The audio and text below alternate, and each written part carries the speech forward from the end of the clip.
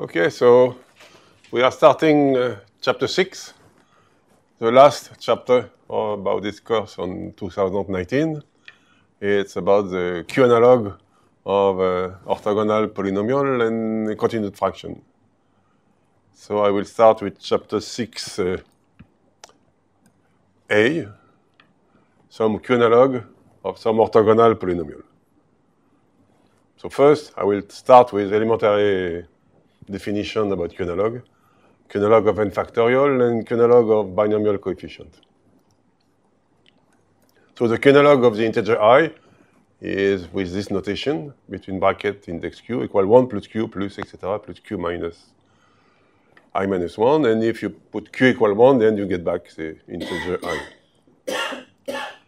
Or you can rewrite this ratio. And you can define now the Q analog of n factorial is a product of Q analog of each individual term, 1 multiplied by 2 multiplied by n in Q analog. And you can rewrite this in this form. And if you put q equal 1 here, then you get back n factorial.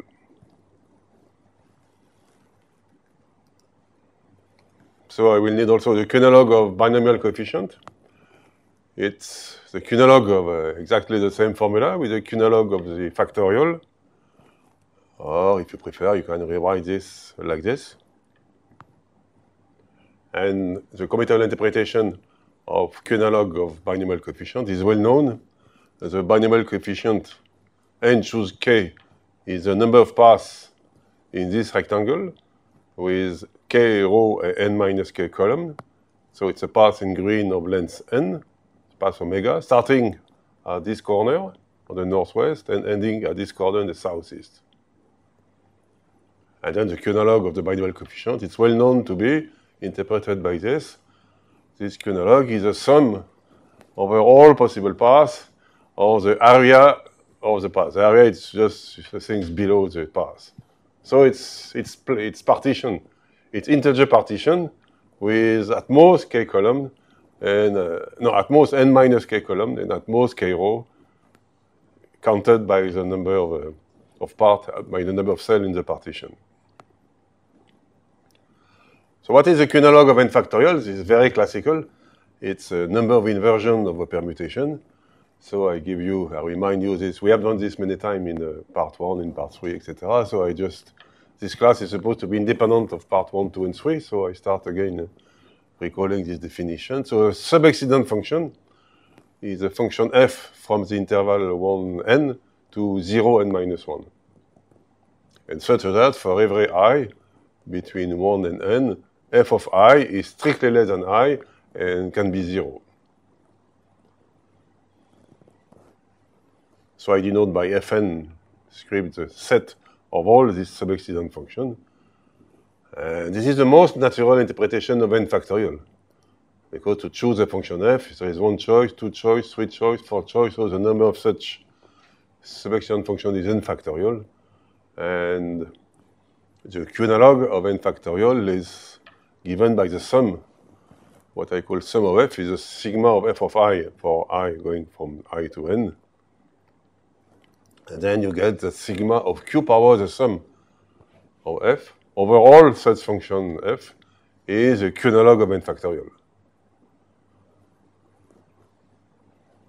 Now, if you prefer to visualize this function f, it's given by this. So this is a sub-excident function. See, so the minimum is 0, and here is the value of f, 0, 1, 1, 0, 2, 3, 6, 3. And each choice is independent. So the genetic function of this is a product of genetic function for each individual column. And in the individual column, the weight of this point is 1 plus q plus q2 plus q3 plus q4, etc. So you put q power, the height of the point, and you take the product, and you get, of course, the Q analog of n factorial. So this is the most simple interpretation of n factorial and Q analog. And using some bijection between this sub-excident function and permutation, then you can translate this Q analog into the inversion number of a permutation. So we have already seen the bijection between permutation and inversion tables. There is many bijection. If go left to right to left, mean or max, etc. So I will take, for example, one of these. So if you take a permutation, the inversion table of the permutation is defined by this. For x equals sigma of I, and x between 1 and n, then f of x is the number of j, I less than j, and so that sigma of j is less than sigma of I. This is this picture like this. Inside the permutation, you have a point, and you count how many points of the permutation which are on the right and below this point. In other words, here is a permutation, here is the inversion table, and this means there is an inversion of sigma. It's a pair ij such that I less than j and sigma of I is bigger than sigma of j. This is inversion, and the inversion table is given by this. The sum of the elements of this inversion table is counting the total number of inversion of the permutation. So f of x, which is the number of j, for example, f of 3, if I take 3, how many is the number of j between, so if I take 3 in my permutation, you see, well, at the right of 3, there is only one element less than 3, so the value of f of 3 is 1 here. And if you know the inversion table, you can easily reconstruct the permutation by the following algorithm. This is an inversion table, f of 1, f of 2, f of 3, etc. And then you do this algorithm. We have very close to what we have seen with Laguerre history, etc. So you have an empty cell. You fill up the empty cell. 0 means it's a labeling of the choice. So it's choice number 0. You put 1, and you open 2 new cells on the... And then the 2 is in position 0. So you are labeling the free position from right to left. And this is position 0, position 1, position 2, position 3, etc. So you put the 2 in position 0, and you open 2 new cells on the left and the right. Now the next one will be the 3 in position 1. So this is position 0, position 1, you get the 3, etc. So see, each time I open on the left and on the right is open position. I call it open history. It's the most simple history to get permutation in 1 multiplied by 2 multiplied by 3. So it corresponds to a path, like a Motzkin path, but going always northeast. You never, no level, no getting down. The Laguerre history is where I have defined it, the closure of the history. Here I am, it's completely open history. Means I never close the empty cell. So now the 3 in position, the 4 in position 3, 0, 1, 2, 3, 4, etc. So you see, you can reconstruct your permutation from an inversion table. And you can see that this number each time corresponds to the inversion table. It's exactly the number of, when you put the 6 here, the 6 is in position 3, which means that there is 3 value at the right of the 6, which are less than 6. The next one you will put in this empty cell are bigger than 6. So this means that inversion pair starting from 6, there is only 3, which is given by this. So it is very classical. We have seen this already in the course, going from a subexcellent function to a permutation and going back to the subexcellent function, which is called inversion table. So the total number of inversion of sigma is 19. It's the sum of all this. And so the Q analog is Q power total number of inversion. And if you sum over all permutation, you get another interpretation of Q analog of n factorial. So in this chapter, I will introduce 6 Q analog of classical orthogonal polynomial. We have seen Hermite, Charlier, and Laguerre that are the most simple in the classification of the ASCII tableau. Hermite was at the first 0 level, then Charlier and Laguerre. So I will do only Q analog of this. It's already a lot of material I will explain. And for each of these polynomials, there is 2 different Q analog, the discrete and the continuous. Or in the course in part 1, sometimes I call this Hermite 1, Hermite 2, and Laguerre 1, Laguerre 2. We already made this 4 Q analog in part 1 when I was working with permutation, and especially in part 3 with the relationship with the PASEP. There was the Q Laguerre And this was the Q-Lager 1, in fact. In the Q-Lager 1 is a discrete. But I will work the 6. So today only Hermite and Charlie. It's already a big chapter. So the Q-Hermite, it's my notation, 1, but the continuous Q-Hermite. So all these Q-analog, these 6 Q-analog of orthogonal polynomial will be defined by the Q-analog of the recurrence, of the 3-term recurrence relation. So I will start from the BK lambda k defining the family of orthogonal polynomial, and I will put just some natural Q-analog. So the most natural when you have lambda k equal k for Hermite is to put Q-analog of k. So this will be Q-Hermite. I call this 1, and in the literature it's continuous, called continuous Q-Hermite. And if I do this, different, say you do the same, but you multiply by Q power k minus 1, you will get what is called the discrete Q-Hermite. I call this. The meaning of discrete continuous? Because the measure of defining the measure is discrete, or we have seen with one of the Mexner, the Charlie, one of the polynomials we have seen, there was a discrete measure in the integral. It's in fact, there is 2 discrete Q-Hermite. There is another one with Q power something. To my knowledge, there is nobody have considered the 3rd Q-Hermite. There is 2 Q-Hermite discrete. Discrete 1, discrete 2. But this one have a nice property, as you will see. Oh. I cannot tell you now. It's but it is a discrete property. Yes, it's discrete property. I suppose that you will see in the big tableau, we will show that on the left it will be continuous, on the right it will be discrete. There will be many other polynomials with this labeling of continuous or discrete orthogonal polynomial. And then we will see, today, we will see also the Q-Charlier. So you see, Charlier, it's the BK is A plus K, and lambda k equal A multiplied by K. So you replace K by Q-analog of K, you will get the continuous Q-Charlier.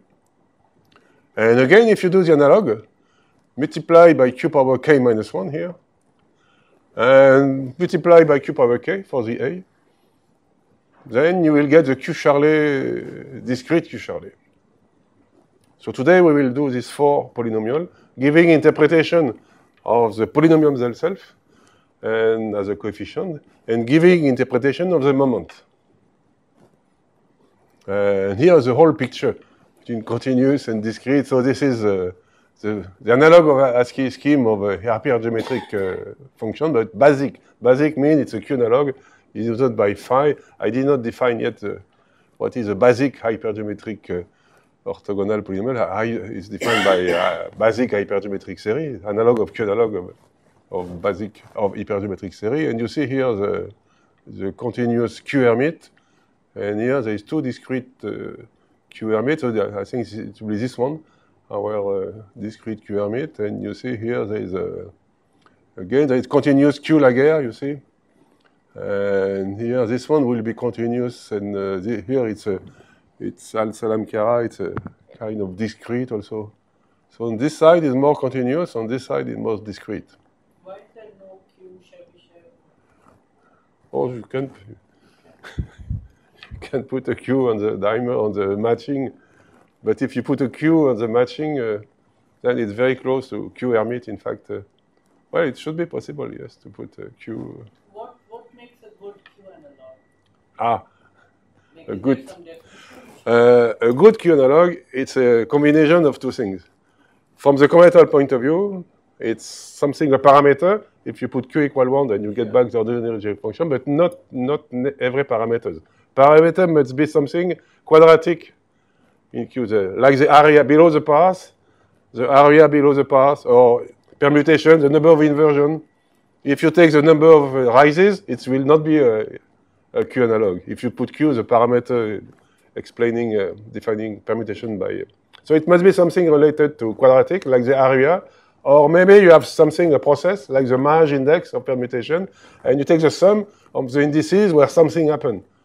If you look the permutation from left to right, there is indices of the descent. You take the sum of the indices, and you have a Q-analog. and a good Q analog, and when you take the derivative function, the calculus, everything, then there is many products, 1 minus Q, minus Q2, minus Q3. Everywhere you must have product like this, or a numerator, derivative of a 1 minus Q infinite product like this. So this is good Q analog. When both sides, the commutative side and the calculus side, coincide in a nice way. And the Q is a, there is a quantum combinatorics, like when there is Q everywhere and Q parameter, and this quantum combinatorics is related to the quantum physics. For me, Q is always the order of a finite field.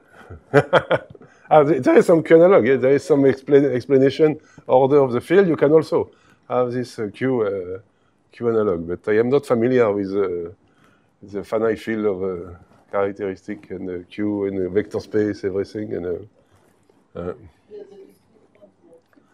yes, it's possible.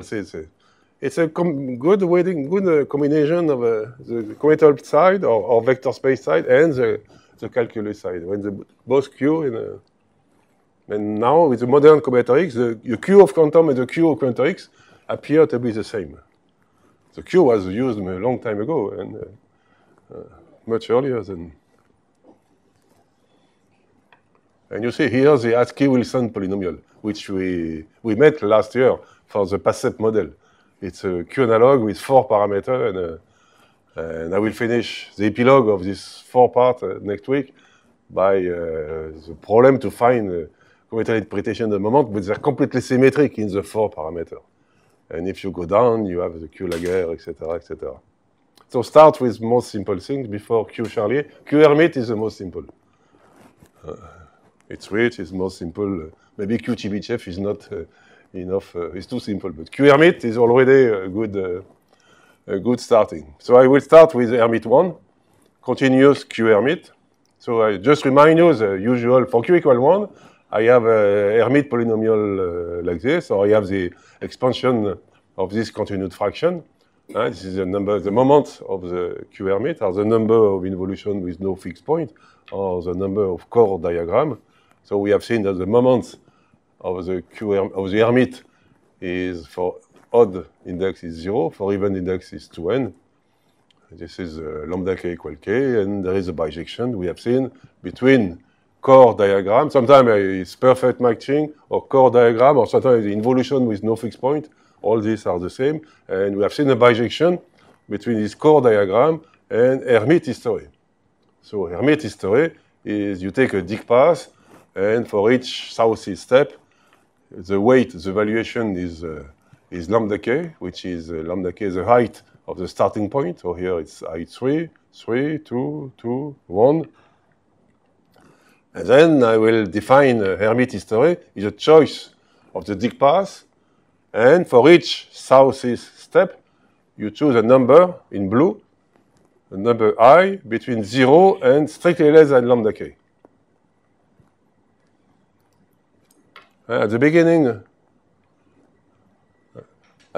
of the course, of this part 4, I start with history, which are between 1 and lambda k.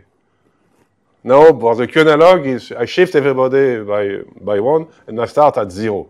The choice number 0 and choice until choice number k minus 1. So Hermite history, there is a bijection, a well-known bijection between Hermite history and core diagram. So I just remind you this history before going to the Q analog. So here is the dict path with the choice of the blue numbers. And so you associate a core diagram. So the 3 first step, you go up, up, up, northeast. So I open a chord, I open an arc. Now going down, I go down with the weight 3, and I take the second choice.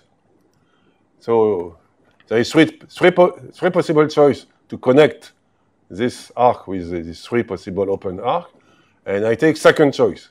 So you must make a convention.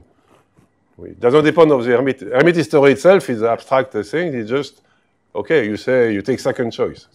Now I have to implement this history in the combinatorics. I have to give a convention, and I will label the choice from right to left.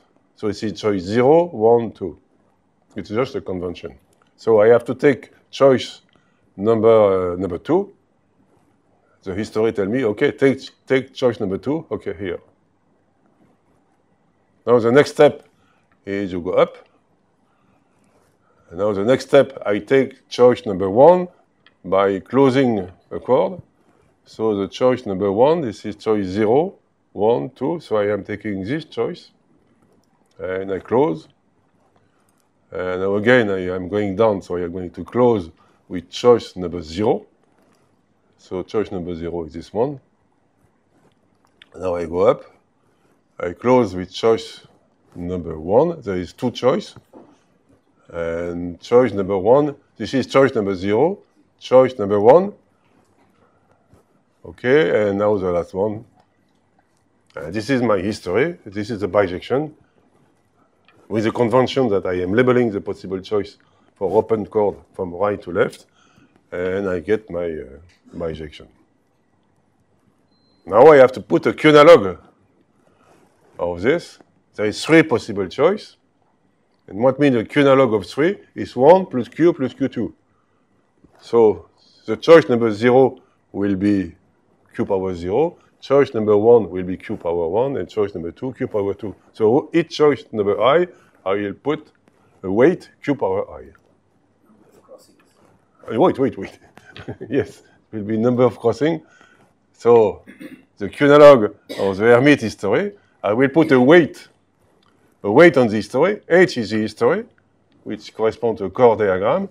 And the weight, the Q-analog, the weight index Q of the history is Q power the sum of all the choice. So in that case, it's Q power 4. So the weight of an history, the Q weight of an history is Q power the sum of all the possibility, all the choice, the Q power the sum of all these blue numbers. I denote this, you see, so here it was for the choice number, I have Q power 2, Q power 1, Q power 0, Q power 1, Q power 0, and the total give me Q power 4. Now you have to give an interpretation of this parameter, the weight of the history, in terms of what it means on the chord diagram. And it's related, as Suresh says, to the crossing. So when you have 2 arcs, 2 in the chord diagram, such as that they are like this is defined as a crossing. And lemma, the weight of the history, is exactly the number of crossing of the chord diagram. Example here, you see, here I have the weight was Q power 4, and you see I have 4 crossing in my permutation. And why this lemma is true? You see, look, when you close one of these, this was choice number 0, 1, 2, 3. When you close, for example, with choice number 2, you are going, this arc are still open. So when they will be closed, they will cross this arc. So the number of crossing is exactly the choice you are making when you close one of these arc diagram. And so I can claim that the moment of this Q-Hermite or continuous Q-Hermite is sigma of Q power the sum of all this. And so I transform the sum of the indices is the parameter number of crossings. So I have, as a consequence, the proposition, the moment of this Q-Hermite polynomial first kind, the continuous Q-Hermite, is the sum over all chord diagram of Q power the crossing, number of crossing of the diagram. But it's not the only interpretation. Usually in many papers, you will see crossing and nesting going always together. So what is a nesting?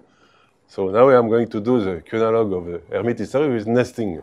So this is a nesting. In a chord diagram, a nesting, and when there is a pair, which is just below another pair, like this. And the weight, I can put the weight of the history. If I make a different labeling, it will be exactly the number of nesting of the chord diagram. So I denote by nest of I. I is like involution, involution with no fixed point or chord diagram. It's a number of nesting of the chord diagram, and the proof is the following. Instead of labeling from right to left, you just label from left to right. And when you close, suppose you close this one with here, then then you will get one nesting. Close with 0 should get When you close to 0, so there should be. Is there I am making a mistake here? Because there is a.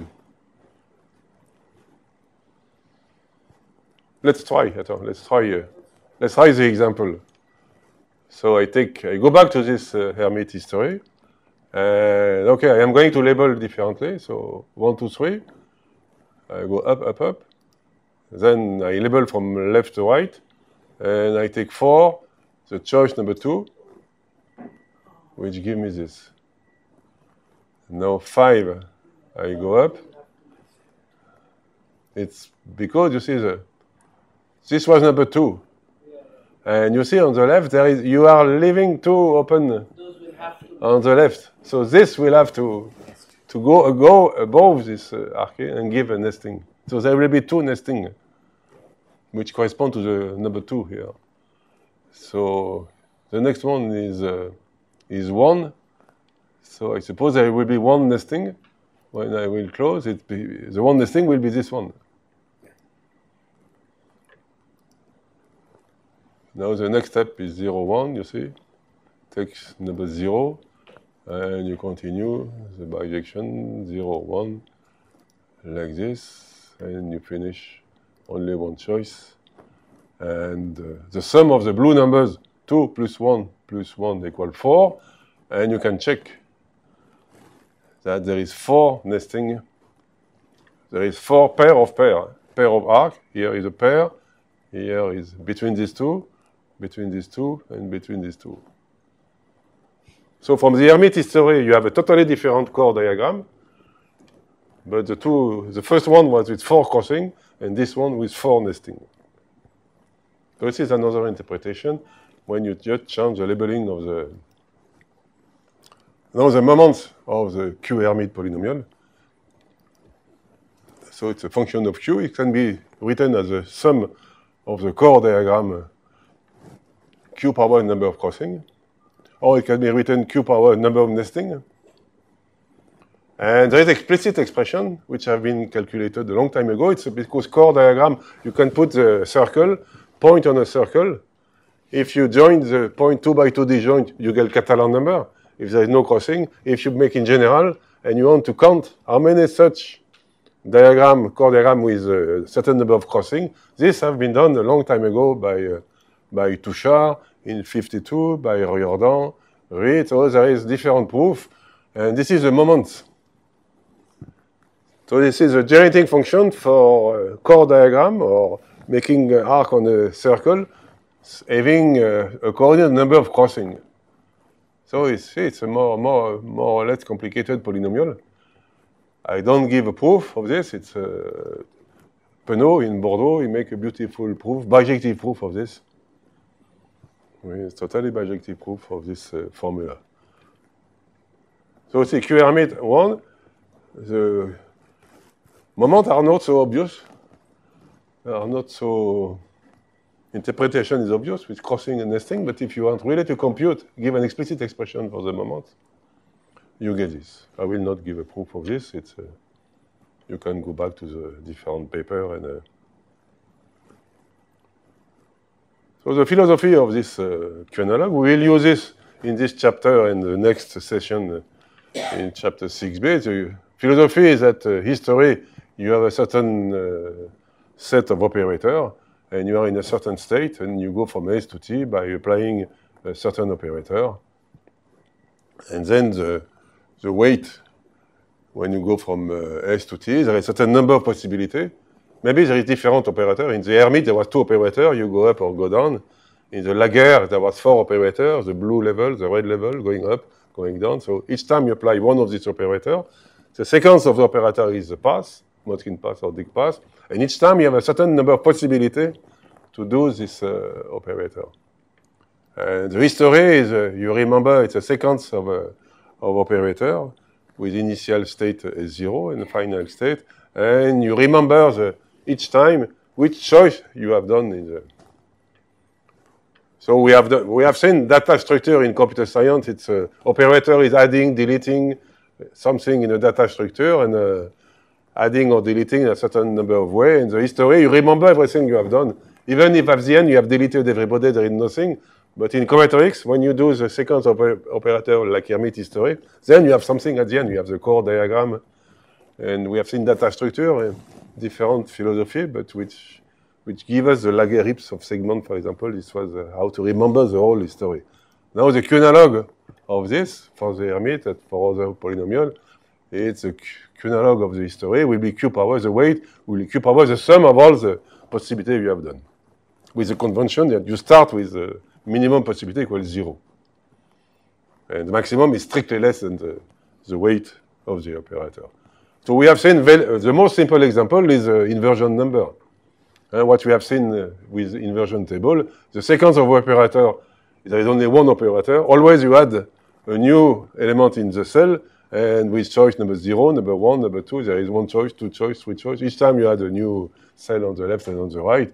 So this is the most simple history, which corresponds to a path going always northeast. The Q-analog of this history gives you the inversion number.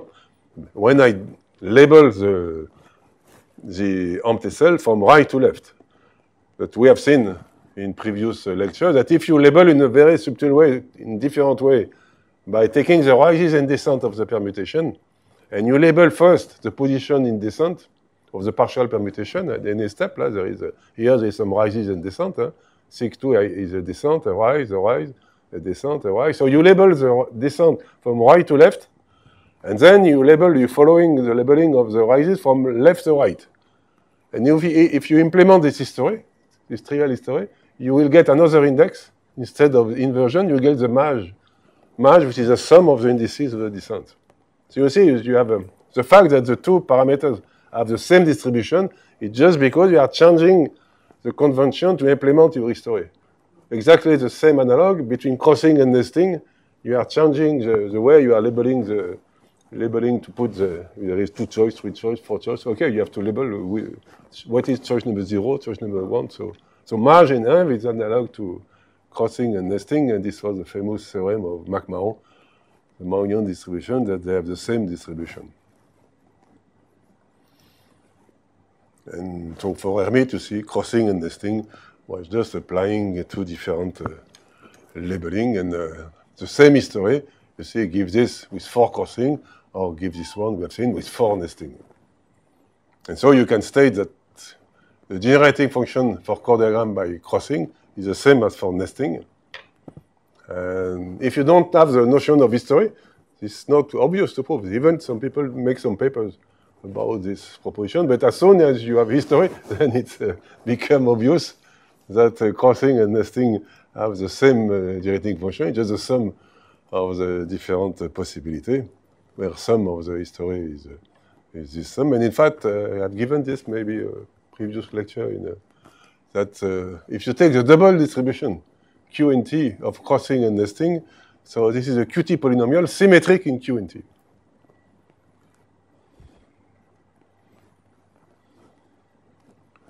So we have done for the Hermite first one, the continuous Hermite. We have done the moments. Now, what about the polynomial? We have already done this in the first part of this, in this chapter 1 of this lecture of this course this year. You remember when you take the inversion, there was a matrix of orthogonal polynomial, which are defined by the Favart path. Hermite polynomial are defined by the three-term recurrence relation, which I can write this as a Favart path. So it's the sum of the weight, the Hermite polynomial is going to be the sum of the weight. This will be the coefficient of x power 2 if you have 2 north-east steps. So the coefficient of x power k is the sum of all such Favart paths with k north-east step. And this is north-north step with a weight lambda k equal this weight is 2, here is 4, here is 7. And then the history, analog the Favart history, is you take a choice of an integer between 1 and 2, between 1 and 4, and between 1 and 7. At that time, I was labeling the choice from 1 to lambda k. There was no 0 in the slide. I have no reason to put a 0 at that time, but now we will shift everybody by 1. We are working with Q-analog, and this will give you the coefficient of x of the polynomial. So let's do this history here. So I start with a point, then making a north-east step means this is an isolated point, a fixed point. This will give you the variable x. Now I am going a north-north step means I'm going to do an arc diagram. I first start with the end of the diagram, and then I'm going to connect it on a point on the left. And here there is 2 different choices. So you see, this corresponds to the label here, 2 different choices. And I will take choice number 2. Now the next one means I am taking an arc again. I'm going to construct an arc. North-north means you are going to put 2 points. So first you put the point on the right, and to connect it somewhere, there is 4 possible choices. I label the choice from right to left, choice number 1, number 2, number 3, number 4. So this corresponds to this value here. And I take choice number 1. And I continue. Now I am making a fixed point. So this contributes to x power 2 in the polynomial. And then I should make a north-south step where there is a 7th choice, and I take choice number 3. So I look here, effectively, there is 7 possible choices to connect this arc to somewhere in this interval. So you see, it's a different history. That the history of Hermite history was for moments. Now I'm working with the inversion matrix with the polynomial themselves, the coefficient, with Favart path. This is the dual of the Dicke path. And so I take choice number 3, which gives me this. And this gives you an interpretation of the Hermite polynomial. To make a Q-analog of this, just make a Q-analog of the blue number. But so this gives you exactly this formula, that the Hermite polynomial is equal to the sum of all involution with some fixed point, minus 1 the number of arc or cycle of length 2. This is a cycle of length 2 of the involution, and x power 1 above fixed point. So this gives you this formula directly from the Favart history. You have this formula for the Hermite polynomial by taking the Favart history and constructing an involution with some fixed point. Number of fixed point will be the power of x, fixed point of the involution. This is D for dimers. If you are taking matching or pavage, this will be dimers. If you are working with involution, this will be the number of edges in the involution. And this is a classical formula for number of evolution, the coefficient of the Hermite polynomial. And now I have to make the Q-analog of this. So here is my Hermite polynomial with a parameter Q. And so let's denote, sometime I will call a matching. I have edges and fixed point.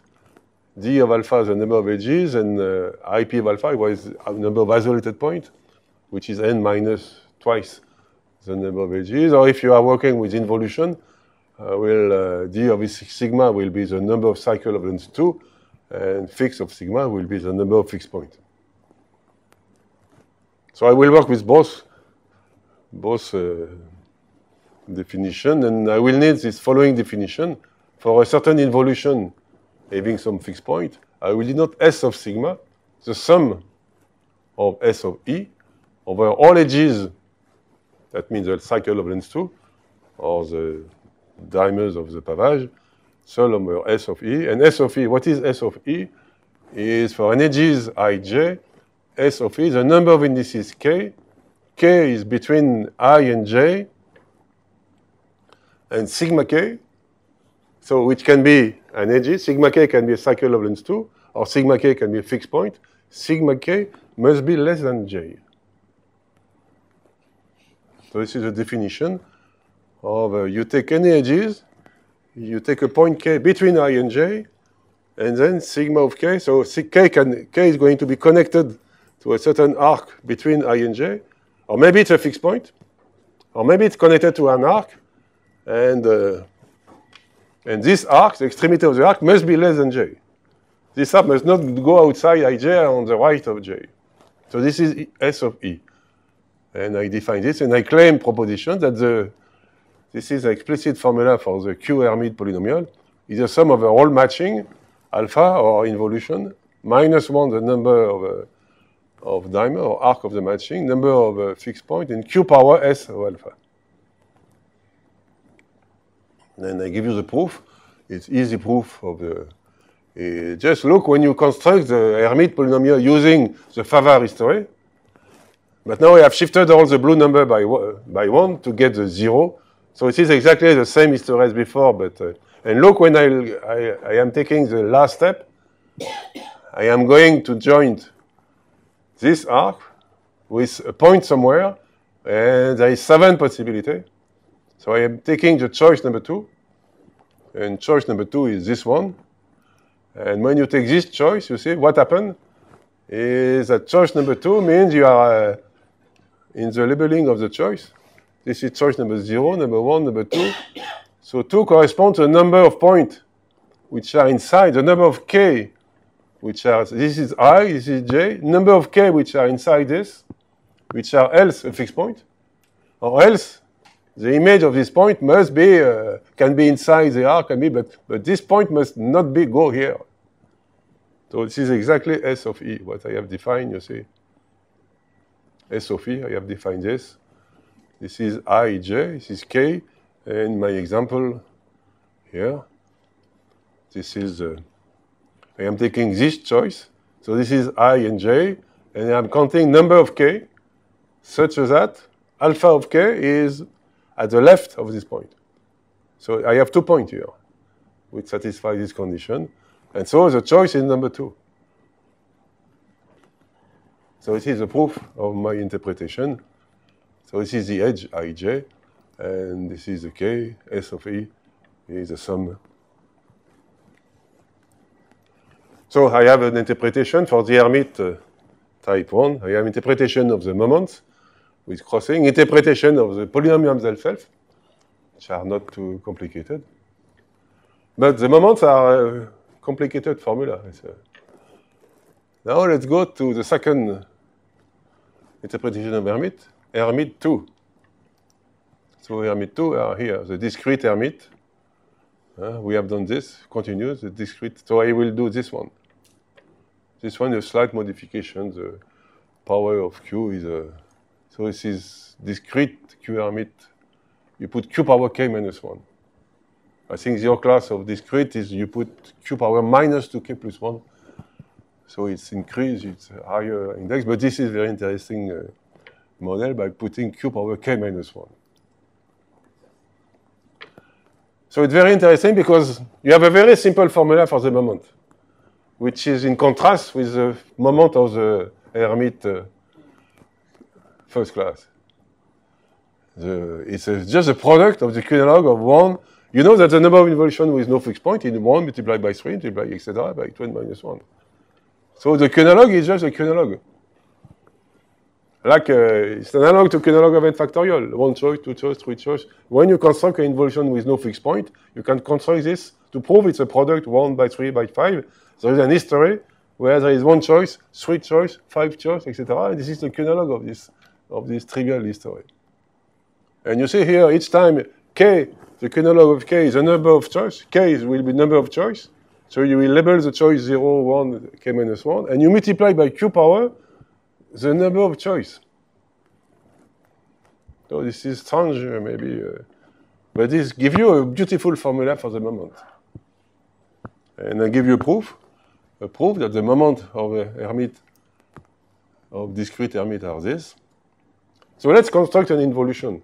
First, show that it is 1 multiplied by 3, multiplied by 5. So to construct an involution, first, you put an arc.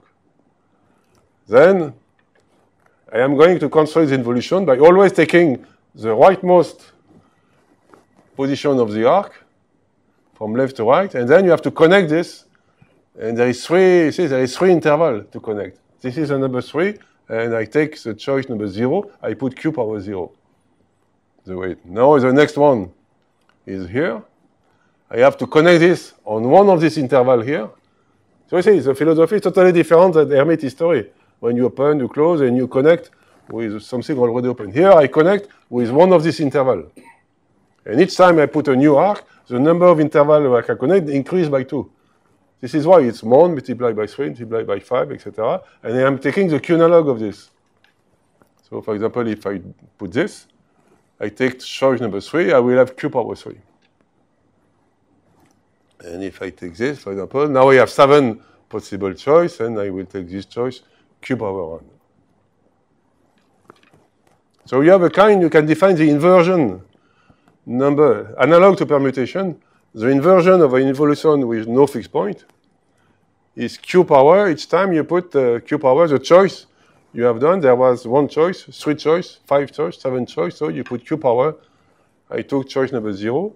Here there was 3 choice, I take, 5 choice, I put Q power 3, and then there was 7 choice, I choose Q power 1. So I can define this, the inversion number of the involution with no fixed point.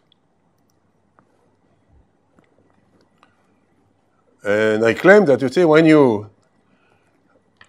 what is the quantum, when I connect this, see, I take choice number 3, how to realize the choice you have done.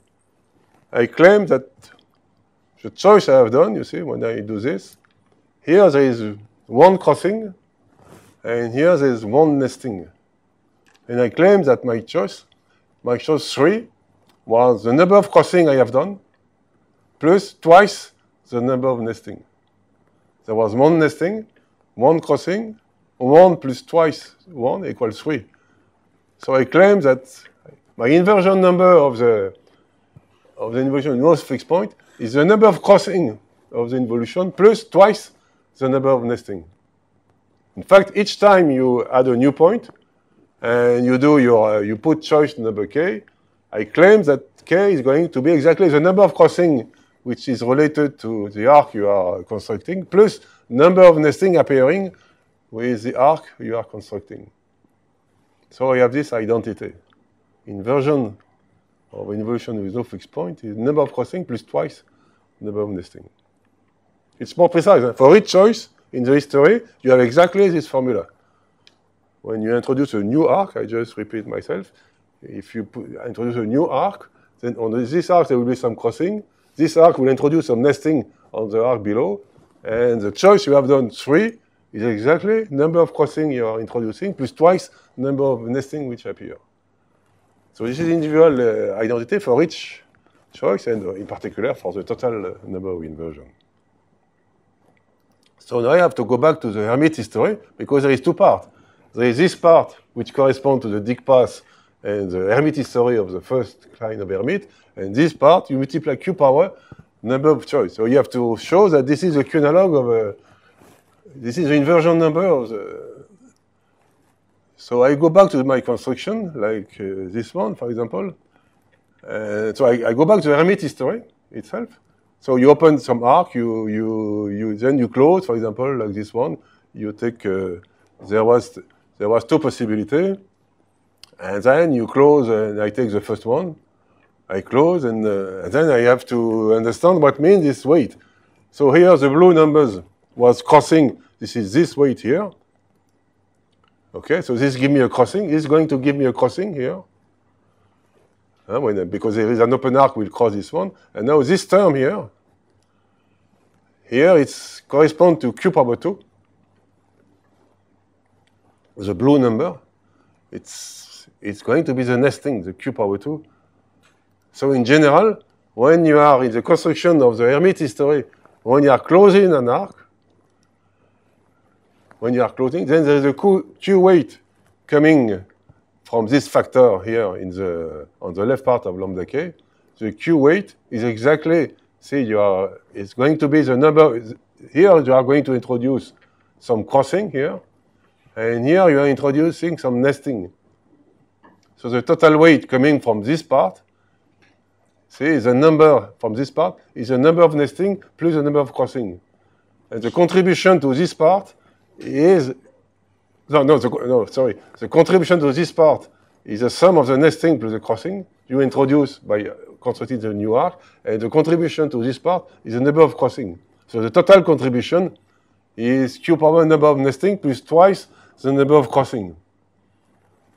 I have to show that this is inversion of the inversion of fixed point, which is crossing plus twice nesting. But this is the same, because crossing and nesting have the same distribution. Taking nesting plus twice crossing, or crossing plus twice nesting, is the same distribution. So it's not so simple. It seems to be simple, but finally the formula is very simple. It's a combination of Hermite history and constructing an evolution of fixed point by 1 multiplied by 3 till by 5, like I am constructing inversion number of permutation. And now the funny part is that if I go back to Q-Hermite number 1, and you go back to the Favart path, so I give interpretation of Q-Hermite number 1, but if you look at the constant term, so there is no x. So the constant term of the Q-Hermite polynomial number, the continuous, Q-Hermite 1, is this one. And this one is a Q-analog. Huh? When I take the inverse matrix of Hermite and Motzkin path, it's work with the Q-analog, the theorem of inversion of a matrix of coefficient. And so the weight of this is going to be the moment of the Q-Hermite discrete, the Q-Hermite second class. The coefficient in the Hermite first class is going to be exactly this product of Q-analog of this here, which is going to be the particular the moment of Q-Hermite second class.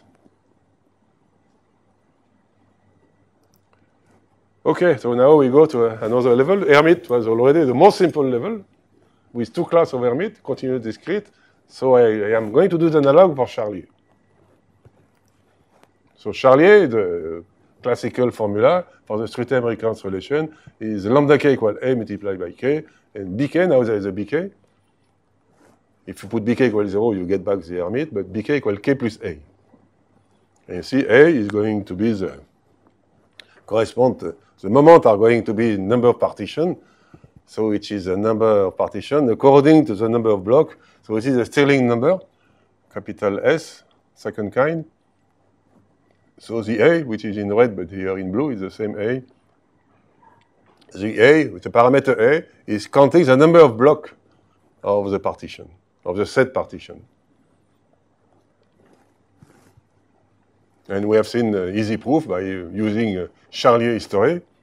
So lambda k is the same as for Hermite, but you put weight A, and now you have a bk, which is the same as for Laguerre, but bk plus A means that when you take the first choice, you put a parameter A on it. So this was, I go back, I have done this in my previous chapter, that you decompose bk in blue and red, b prime k equal A, b double prime, so you go back to two-column Motzkin path, ak equal A, ck equal k, so you have a constructing, or if you prefer binary tree, you are constructing a binary tree with the Charlier history, and this is a binary tree. See, when you put, when you introduce a double point, like here, then like this one, there is only one choice. The AK is introducing in the binary tree, increasing binary tree, you have only one choice for a vertex with two sun, and now when you close CK, there is a K possible choice, which corresponds to the all possible part, and now the special case where you have this one, when in the binary tree there is only a left symbol vertex, then only one choice also. So you see so this particular vertex with two sun or a sun on the left is always one choice. So they are all big on the left branch here, and this part here are going to be the block of the partition. So this is a way to encode the partition as a special case of the binary tree relating to the general Laguerre history. So this is a number of blocks here, each block here, because you put an A. When this operator, you introduce a new block, and you close it immediately. Or this operator here, EK, you introduce a new block, but you leave the block open. And you get the moment. So this was the previous chapter. And now you have to put the Q-analog of this. So this was done. I will start with the Q-Charlier second class. the discrete one. This was because historically it was the first paper in '95 by De Medicis, Stanton, and Denis Stanton and White, and De Medicis, the Q-Charlet discrete. So the Q-Charlet discrete second class, it's so you put the same analog to Hermite, you put a Q-analog here, but you multiply by the number of choice. Each time there is the choice go from 0 to k minus 1, you multiply by q power k minus 1. So why to multiply here? Because when you do this, there is only one choice. Right? So it's, in the construction, when you do b prime k equal a, there is only one choice. But because each time you introduce, when you apply this operator, you are going to apply this operator. So you can consider this is a large choice. This was, there is only one choice, but you can consider it as a large choice in the left branch of the binary tree. And this is a motivation to put, which is very important, to put this q power k here. And this is, in fact, in many of the story of, especially Q-analog of polynomial, it's moving, it's free, you have some freedom to rescale, change the variable, change everything. So it's this polynomial is a rescale version of the Al-Salam-Karlitz polynomial. So Al-Salam-Karlitz polynomial are here. There is two Al-Salam-Karlitz, 1 and 2. So it's a kind of rescale version of this. And if you apply, there is some formula coming. So for the calculus part, it's a course on bijective matrix, so I will not do the detail of the calculus, just to show you an idea of what are the formula for this Hermite, Laguerre, and Charlier polynomial. So if you apply the formula, there is some formula for Al-Salam-Karlitz polynomial, and if you rescale this and apply the formula, you can get this generating function. This explicit formula for the Charlier polynomial, the discrete Charlier, and this product can be interpreted with sum over some permutation. You can interpret this with partial. We have seen that Charlier configuration. There was a partition A and B in two blocks, order partition, and on one block you put a permutation, on the other one you keep the fixed point. So if you apply this, the Q-analog, you get this. You will get this. This formula with x and q and the number of inversion. Number of inversion of the permutation appear, so it's a simple, not so complicated formula. And you have to define the inversion of B, the sum of the B minus 1. You sum over all subset. This inversion of B has a derivative function, which is this. And this so corresponds to this part. You see, n choose k. This is a choice of B, the Q-analog of the choice of B. This is the Q-analog of the choice of the permutation. And so you get this interpretation. The calculus from Al-Salam-Karlitz polynomial with rescaling, etc. The calculus can be explained by this interpretation, a nice interpretation of the Charlier polynomial second kind with some q power number of inversion of the permutation. There is a cycle inversion of permutation, and analog of inversion on the set B we have seen. So from this formula, and De Medicis, she gave the three-term, she can deduce the three-term recurrence relation for this Q Charlier, but she needs an involution. You have to kill some term. There is an implicit involution. So this is the expression for the polynomials themselves. Now the expression for the moments. So the moments, it's a natural Q-analog of the Stirling number. Stirling number is counting partition by number of blocks. And many people have done some Q-analog. So natural means the calculus is simple. So this is a recurrence relation defining this Q-analog of Stirling number. And this is the generating function, explicit expression for the Q-analog of Stirling number from this recurrence relation. This was done by Gould in '61. And then I want to interpret the polynomials themselves. I need some more details, some more. So maybe don't be afraid about all the definition I'm going to give, just to give you an idea of how to interpret this Q Charlier, which become to be really complicated. And there have been many works on partition, and some coding of partition with the Stirling number, etc., and some papers by Michel Wax and White gives a defined bijection with what they call restricted growth function for Stirling number for partition. So we have the set partition of on 1 to n pi, and I take the block of pi. You are going to order them, the first, second block, by the increasing minima. In each block, you take the minima, and you order the block by increasing the minima. That's what we have done with when we took the Charlier history, special case of Laguerre history, with increasing binary tree. Here is the block of the partition, these branches. They are in each block, they are in increasing number, and I order the block by increasing order of their minimum. So first block, second block, third block, fourth block, etc. And then you can define a word, W1, Wn, where We is the block where I is located. So this is a restricted growth function. This is the coding of the partition. If you have a partition like this, 1, 4, 7, 2, 8, the partition of the binary tree here, this is the partition.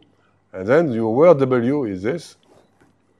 For example, Wi equals 6. 6 is, in which block is 6? In block number 4, because this is block 1, 2, 3, 4, so 6 is here. So the W index 6 is 4. You just locate in which block your integer I is. I know here in the room there is people, student or professor, working on the algebra of set partition in relation with the representation theory. Maybe this notion, which are not well known, maybe can be useful, I don't know, for other part of mathematics, but White and Michel Wax and White, they gave 4 natural statistics. 4 natural statistics to explain the Q analog of Stirling number. So the statistic, for example, one of the statistics is RS, is a sum over from I to n. It's a number of j less than Wi, and j is appear to the right of I. This is a possible statistic. It's a simple definition. How many j less than Wi appearing to the right of I? And if you look for this partition, and this gives you the word W, and Rs of P equals 7. You can check that there is 7 such index j less than Wi, such that j appear to the right of I in the word W. So this is a possible statistic. In fact, they introduce 4 statistics. When you replace this inferior, you can put less or bigger, and instead of right, you can put right of left. So combination of these two give you 4 statistics. They call this LS, LB, RS, and RB. And here is here on the example is LB of P pi equals 7, LS of pi equals 13, RB of P equals 11. I leave you how to check this. But the amazing fact is that these 4 statistics has exactly the same distribution up to a constant on the set of restricted growth function of length n and maximum k. So this is a partition with k block. And this is a generating function. So this statistic gives you exactly a generating function for the Q analog of Stirling number, the same that which is involved before in the Q analog of Charlier and the Q analog of the formula of Gould that I have given before, just a few minutes ago. And for the statistic RS and LB, you get this generating function. But for these 2 statistics, you get this one. It's not exactly the same, but there is a factor Q power something here. Now to go further, we need some technique. I will not at all give the detail, but Leroux and Andemesis have done a thesis with Pierre Leroux and myself. And with Pierre Leroux, she was working on in Montreal on a 0-1 tableau which is closely related to Stirling number first kind and second kind. Pierre Leroux introduced this tableau in 1990, and he introduced this tableau to prove a conjecture of Lynn Butler about the Q-log concativity of Stirling number. And then Leroux defined inversion or non-inversion of this 0-1 tableau, and it is exactly the statistic of Michel Wax and White, LB, LS, etc. And then you have a rotation with a permutation, and then the 1 of the phi is the 1 of the permutation, and you can get the Q-analog of the both Stirling first kind and second kind, so I don't give detail. But the proposition is that the mu n for the Charlier polynomial second kind, the discrete Charlier, is the sum of a whole partition of A power NBB of P. NBB is a number of blocks.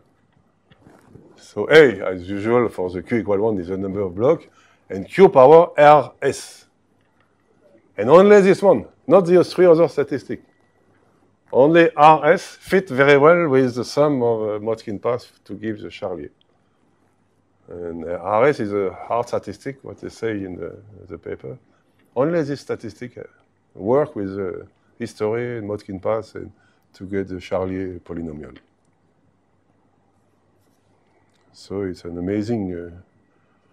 So this gives an interpretation of the moment of the Q-Charlier, and this gives a proof. The moment which comes from the Al-Salam-Karlitz formula by renormalization, etc. All these combinatorics give you an interpretation and a proof, completely commutable proof of the moment of this Q-Charlier second kind. Now there is a linearization coefficient.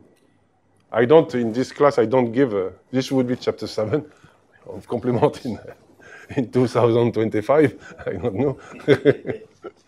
But I restrict this year's chapter 1 to 6. You have the main part of the, don't need to, if I cannot do the other part, but. So we have seen linearization formula for coefficient, and you have seen usually the f of a triple, the coefficient, when you take the product of two orthogonal polynomials in terms of a linear coefficient of the other, you have a linearization coefficient, which is f of a triple of the product of 3 orthogonal polynomials. We have seen in Hermite and Laguerre that even Laguerre for alpha equal 0, alpha equal 1, we can get a product of any polynomial. But usually people, they want the formula for the connecting coefficient, the linearization coefficient for a product of 3. In that case, even if the polynomials themselves and the moment are not so difficult, there was some nice formula, the product, they have a formula for this, but it's maybe 80%, it's 90% part of the paper, because it's terrible. They have a formula, but a terrible formula, very, very complicated to prove, and it's going to be a formula with there is non-positive term. There's positive and negative term from this formula, and they need a succession of 5 weight-preserving sign reversing involution. So it's terrible formula, and they get an explicit formula, very complicated. So you see, the level of commentaries can be very high, even if we are at the bottom of the ASCII tableau. And then there is what is the relation, the classical Q-Charlier. This is not the classical Q-Charlier, but classical comes from the ASCII tableau of the tableau I have shown you in Q-analog with basic hypergeometric function. So this is a basic hypergeometric function, even if I have not defined it.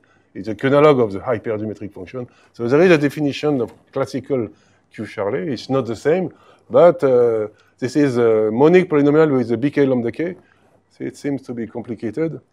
And then you have the moments are very simple. It's this product, and then you can make a renormalization of this and get analog formula for the Q-analog of this Charlier, and get this formula for the BK lambda k, and get this formula for the moment. So this is close again to the Charlier we are working with Q-analog of Stirling number. So from the big tableau with basic hypergeometric function, sometimes it seems to be very far from combinatorics, because this is, we don't know how to do it. But Zeng have shown that, in fact, you can, it's close to the Charlier, to the moment of the Charlier. This is a classical Q-analog of Q. And so this closes the chapter about Q-Charlier second kind, and I will finish with Q-Charlier first kind. exactly the analog, the Q-Charley continuous version. So the continuous version is this. It seems to be so, but historically it starts. They give this. They consider as new Q-Charley in 2006. This was a séminaire Lautharingien 54 for the 60th birthday of somebody who is in this room, and it was nice. They introduced some new Q-Charley. So it's the most simple. You see, it corresponds to the Hermite, continuous Hermite, where you don't put any extra factor here. So they consider this, and then this is again a rescale version of Ancelevich. So Ancelevich has introduced also this polynomial, not the same, but it's a rescale version. And Ancelevich he has introduced polynomial and compute the linearization coefficient by using some stochastic process probability. So this is totally different. This is not combinatorics, but it's the same polynomial appearing, and in fact this rescaling version of Ancelevich polynomial is again also a rescaling version of Al-Salam-Chiara polynomial, and then applying this there is some formula for this polynomial. If you apply the formula, then you get an explicit formula for the Q-Charley first class. Number one, the continuous version of the Q-Charley. Applying the formula coming from this paper, you can get this formula.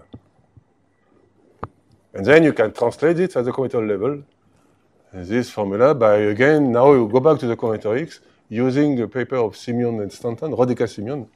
They have done a beautiful paper with octabasis of Laguerre polynomial. It's a Laguerre with Q, 8 Q analog, Q1, Q2, Q3, Q8. So it's 8 Q parameters to get a very multiple Q analog of Laguerre polynomial. And if you look this paper, then so it's becoming again really complicated. They define if you take cycle of length strictly less than 1, you take the cycle like this, you put the maximum element somewhere, and then you define W of k equal 0 if k is the maximum of its cycle, or else for each cycle you put otherwise, you put k equal kj when kj is on the cycle C, and then, sorry to go fast, but just to give you an idea of the complexity of the combinatorial interpretation, then you define W of k equals this, k minus 1 minus the number of this, minus the number of point in Q with this and this and this. So it's really complicated. And W of B of sigma equals sigma of W of k, where W of k equals this big definition. And finally, the proposition is that this Charlier polynomial is the sum of a whole pair A, B. So there is a set B and a permutation of the set A of minus 1 number of cycles, A power B and X cycle, and Q power. So the Q analog, this we know, this was the usual Charlier we have done before, but the Q is Q power, this weight here, which is defined by W equals this, all this definition. So say it's not obvious, it's to have the Q analog and then in the same paper, by applying now the orthogonality, the measure of the Al-Salam-Chiara polynomial, because the rescale version of this gives you this polynomial, and then applying this measure, the orthogonality, some computation, and then applying some fact about Hermite polynomial, a few formula, they get an explicit formula for this moment of this polynomial. And the formula is the following. So the moment of this polynomial in variable A and Q is equal to this, where U, nu, and theta are the following. U equals this, nu equals this, and theta 0 equal 1. And if M is odd, theta is this. If M is even, theta is this. So you get, you see,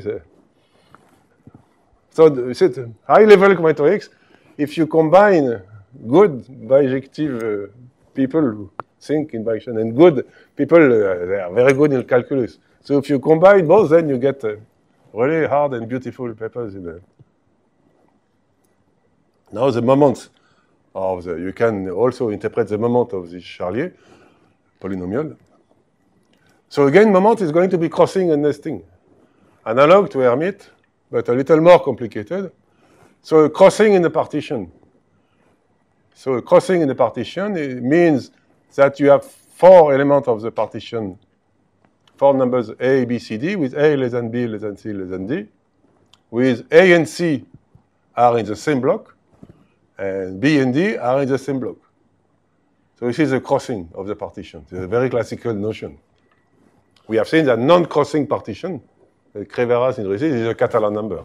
And in part 1, 3 years ago, we have seen bijection with the classical Catalan and non-crossing partition. So when there is crossing, you have a crossing. But I need something more special kind of crossing. I am not going to count any crossing.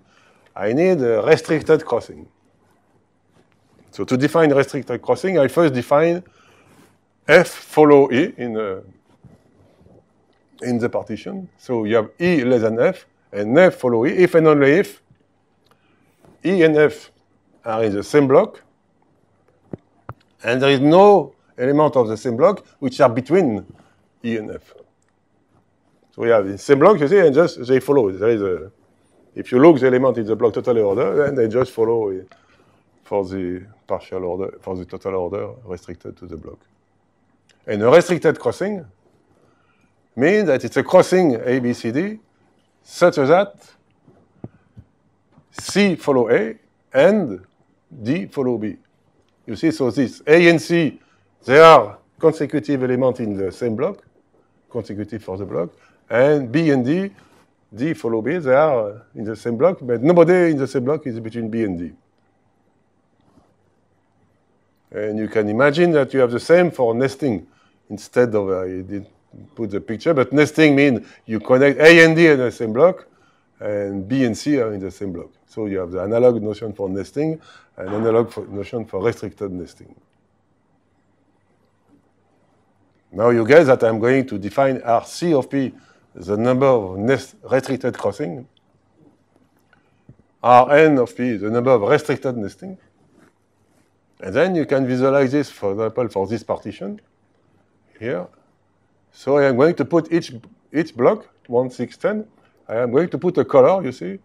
So for example, the 1, 6, 10 is red. I put the partition, the block like this. And the second block, 2, 3, 9 in blue. And then 4, 7 in green. And 5, 8 in purple. And then you can really check that the restricted crossing is, you are just counting the crossing of the color line. So there is 1, 2, 3, 4, 5, 6, 7. There is 7 restricted crossing, and there is 3 restricted nesting in this picture. No? Amri, you... Restricted nesting. So blue and purple, blue and green. Where is the other one? And red and blue. There is 3 restricted nesting. So and 7 restricted crossing. When I put a color on the line, you can see clearly the restricted crossing and nesting.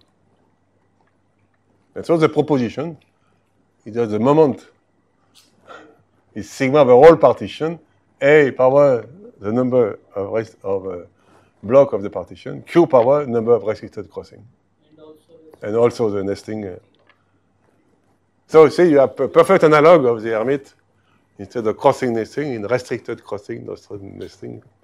And the moment mu n, you see. You have seen the terrible formula before, but you see the commutative interpretation is nice and simple. In conclusion of this of today, is we have introduced a continuous version of Q Charlier, the one I just gave. It's a completed Q Stirling number. It's a complicated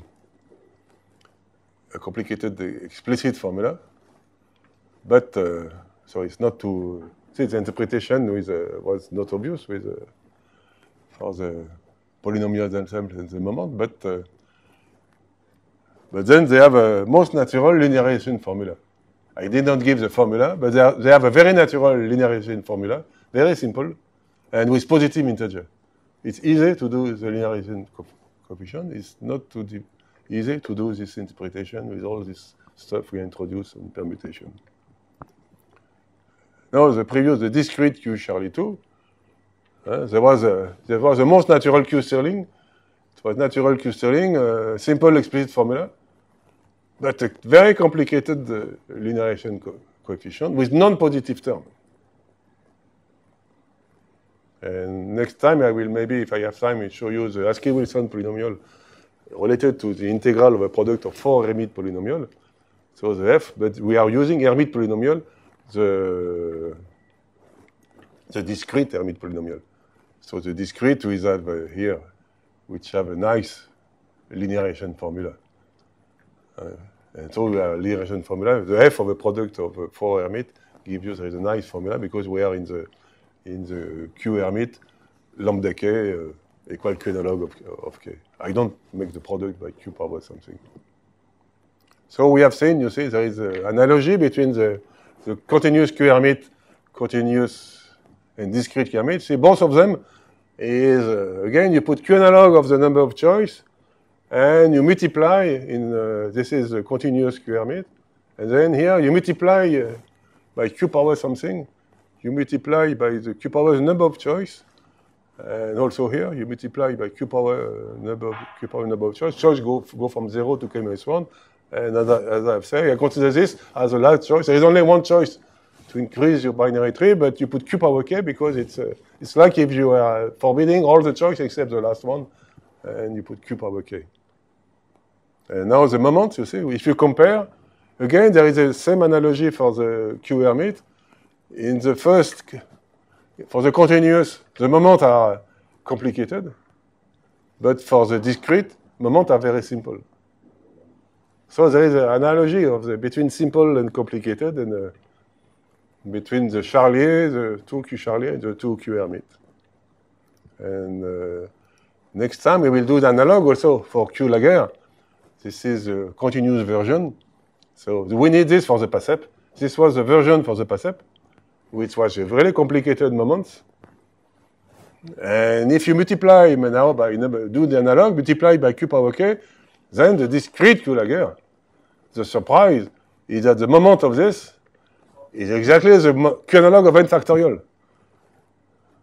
Same as for Hermite. For the Hermite, discrete Hermite, the moment was the Q analog 1 by 3 by 5 by 7. Here I have exactly the same phenomena by multiplying by this. So there is general phenomena for the 6 polynomial. If you take just Q analog of choice, you get some complicated formula on one side, simple on the other side. If you multiply by the Q power number of possible choice, then you are exchanging the things, and you get here very simple moment formula, and here difficult moment formula. So I just remind you that I'm going to Bangalore the Wednesday until Saturday, so there will be no class this Thursday. And the next class, so chapter 6b, the second part, will be Monday, 11th of March. Okay, so thank you very much for this.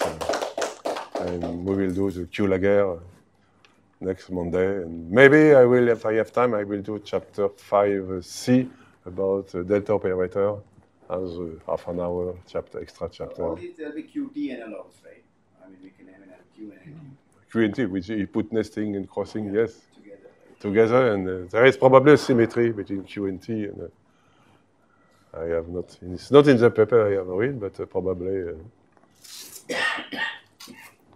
And then Q Laguerre next. So we are going, increasing Q Laguerre is more complicated, but it's very natural. And we need all the materials, the subdivided Laguerre history, the Laguerre Ipsof segment, all this bijection to explain and to know why the Q Laguerre second type, the moment are n factorial. It's not obvious that it's a Q analog of n factorial. The second family of Laguerre. And if I have time, we'll jump to the Askey-Wilson, but it's only the moment of the related to the PASEP with the 4-parameter PASEP, alpha, beta, gamma, and delta and the Q analog.